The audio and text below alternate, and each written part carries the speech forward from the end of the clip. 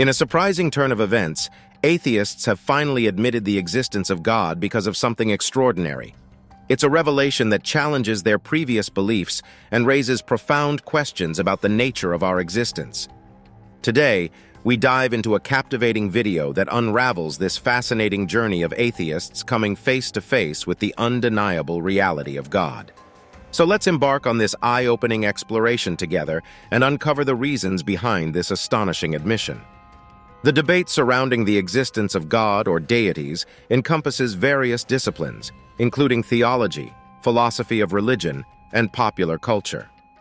Arguments for and against God's existence can be categorized into logical, empirical, metaphysical, subjective, or scientific realms. The Western philosophical discussion of the existence of God or deities began with Plato and Aristotle. These ancient philosophers put forth cosmological arguments, which examined the origins and causes of the universe. Other prominent thinkers, such as Saint Anselm, Ibn Rushd, Averroes, and Thomas Aquinas, presented their own versions of arguments, like ontological and cosmological arguments. René Descartes argued that the existence of a benevolent God or deities is logically necessary for the evidence of the senses to be meaningful. Descartes believed that a higher being is required to provide coherence and reliability to our sensory experiences. Similarly, John Calvin proposed the idea of a sensus divinitatis, an inherent human knowledge of God's existence. Critiques and atheistic perspectives. Atheists view arguments for the existence of God or deities as insufficient, mistaken, or outweighed by arguments against it. Atheistic viewpoints question the validity of arguments put forth in support of God's existence. Philosophers like Friedrich Nietzsche and Bertrand Russell have presented arguments against the existence of God, challenging traditional religious beliefs. Some religions reject the possibility of a creator deity. While many religions acknowledge the existence of a creator deity, others have distinct interpretations and reject the notion altogether.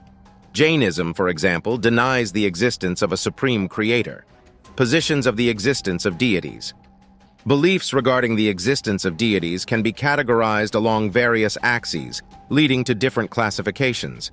Theism and atheism represent positions of belief or lack thereof, while Gnosticism and agnosticism pertain to knowledge or the lack of it.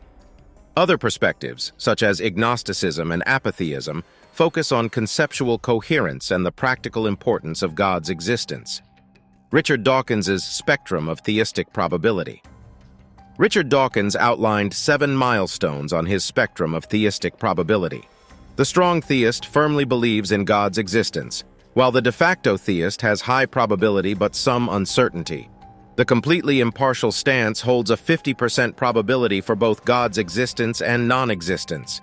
Also, leaning towards theism inclines towards belief with some uncertainty. Leaning towards atheism shows a tendency towards skepticism, while de facto atheism finds God highly improbable. Finally, the strong atheist firmly believes in the non-existence of God. So how do atheists show they believe in God? The atheist hates God. Atheists often display more than benign unbelief. There is an overt hostility to Christians and things about the faith. It is not uncommon to encounter atheists who strongly oppose Christianity and its beliefs. Blasphemous literature and works of art that undermine faith are not difficult to find. This level of antagonism suggests that their disbelief goes beyond a casual rejection of God. The fact that this vitriolic attitude is reserved only for the God of the Bible is revealing. While few people believe in gods like Thor today, there is no corresponding animosity towards them. However, when it comes to the God of the Bible, atheists tend to harbor a particularly vehement opposition.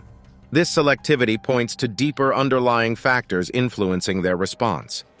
There are many people alive today who believe in the Muslim God, Allah. Still, atheists are not nearly as strident in their opposition to a religion that is, in many ways, much more restrictive than Christianity.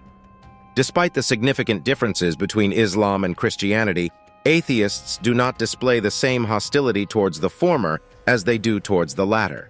This inconsistency raises questions about the true motives behind their opposition. When an atheist starts railing against how he perceives God as unfair or wrong from his point of view, That is as ridiculous as being disappointed that the tooth fairy didn't give him enough money under his pillow. Criticizing God based on subjective viewpoints or perceived unfairness is akin to being disappointed in a fictional character like the tooth fairy. It highlights the lack of a logical basis for their complaints. Lest we feel superior to the atheist who hates God, we should remember that we were once enemies of God. Rather than feeling superior to atheists who display animosity towards God, it is essential to acknowledge that all humans were once enemies of God. Romans 5:10, Colossians 1:21-22. The honesty of an atheist about their unbelief may be more genuine than someone who claims Christianity but fails to live it out. The atheist borrows God's moral standards and logic. For Christians, the image of God gives every human being intrinsic value. But atheists have nothing that gives humans inherent value. According to Christian belief, the concept of being created in the image of God bestows upon individuals a profound sense of worth. However, from an atheistic perspective, universal morality becomes questionable when life is viewed as a result of natural processes. In an evolutionary framework, morality is reduced to what benefits one's genetic survival and reproduction. Many atheists would scoff at the question and claim, "I don't need God to be good."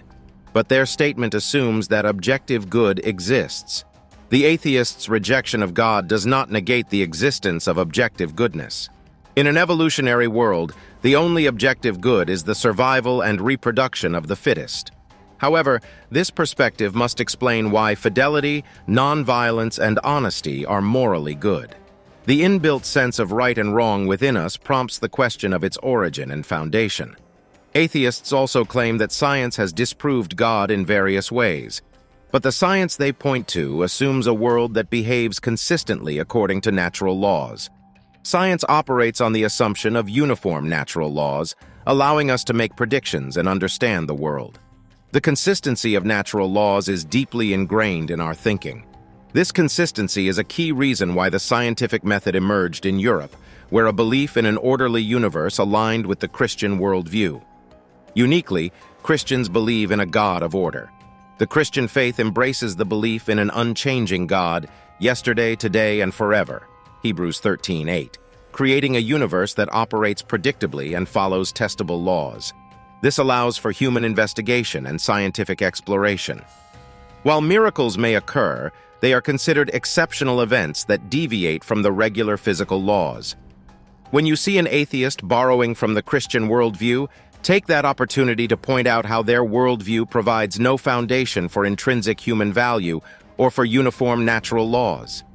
When atheists adopt aspects of the Christian worldview, such as moral values or the assumption of consistent natural laws, it opens up an opportunity to highlight the inconsistencies within their worldview. Without a foundation rooted in God, atheism lacks a basis for inherent human value and the consistent behavior of natural laws. The atheist bears the image of God. Like every other human being, the atheist is created in God's image. This fundamental belief recognizes that every person, regardless of their beliefs, is uniquely designed for a relationship with their Creator. It means we possess an inherent moral sensibility and can experience eternal existence in either heaven or hell. Every person has the sense that death is wrong, that we shouldn't just cease to exist. This profound discontent with the concept of death stems from the fact that God did not intend us to die. Death entered the world as a consequence of sin. It is inherent in our nature to long for eternity, and this longing cannot be explained by evolutionary processes that rely on death and suffering.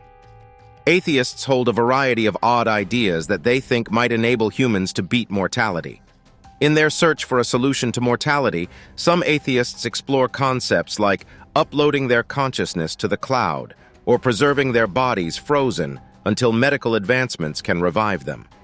These ideas reflect the human desire to overcome the inevitability of death. Christianity uniquely explains both why we innately feel death is wrong and why it is everywhere in creation. The Christian worldview provides a comprehensive understanding of humanity's innate aversion to death and the pervasive presence of death in the world. Moreover, the Bible offers guidance on attaining eternal life through a personal relationship with Christ and the promise of resurrection. So what do you think of atheists finally admitting the existence of God? Comment below and subscribe for more.